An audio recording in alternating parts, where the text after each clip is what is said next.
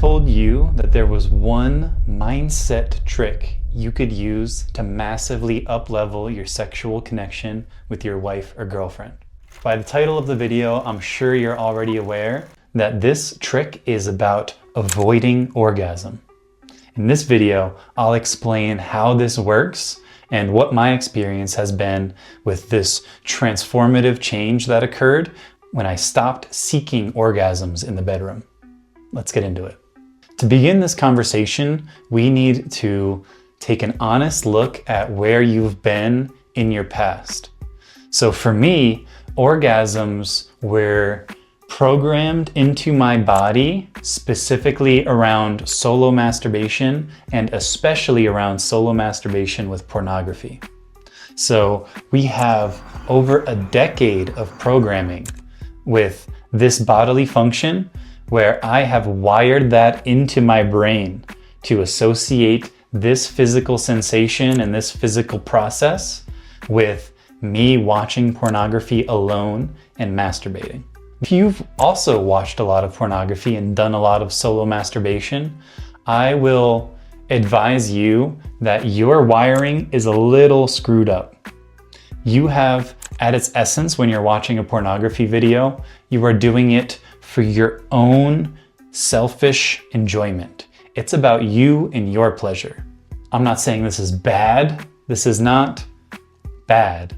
If you're like me, you learned to do this as a teenager as like a lever you could pull to feel pleasure, feel good, and escape feelings of stress, loneliness, and boredom. There's nothing wrong about that. But the truth of the matter is that you have programmed your mind to associate lust and my pleasure and visual stimulus through a video and looking at her that way with your own sexual pleasure and your own orgasm. And if you're like me, you've also trained yourself that as soon as you're done orgasming, you close your phone and you're probably alone in your bedroom as a teenager, and then that's time to lie down and go to sleep. Real sex is not like this. Real sex is about connection and intimacy between two people, and when the man is done orgasming, it is not time to just roll over and go to sleep. You've just trained yourself that way because of years and years of solo masturbation to pornography. Let's talk about what happened when I intentionally set out to avoid orgasm. Let's be clear here. This was not to delay orgasm or to try not to because I had a tendency to orgasm too quickly. That is just delaying the orgasm. It's still sex with that as the end goal. What I'm talking about here is to have a full sexual experience with no orgasm at all. Now, this fundamentally changes the game because, like I said, I had programmed myself where the goal of my solo masturbation sessions with pornography was the orgasm.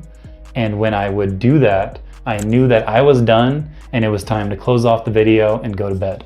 However, when I removed that from the equation, and that's not the goal, it opened up a whole new window for me, where now sex was not about my orgasm, it became about my connection and my intimacy with my partner. And she felt this. There was an increase in trust, there was an increase in the amount of love and connection as a result of me not seeking an orgasm. It allowed our sexual encounter to not be about me taking. My orgasm was almost like I want something for her, I want this pleasure for myself, and this transformed into a giving exchange where I was giving to her. The last huge way that this improved our sex life was that me, with the intention to not orgasm, I had to actually slow things way down. If stuff got too hot and too passionate, that would lead me to that edge where I might go over the edge. And so in those moments, we would bring the temperature down and slow things down.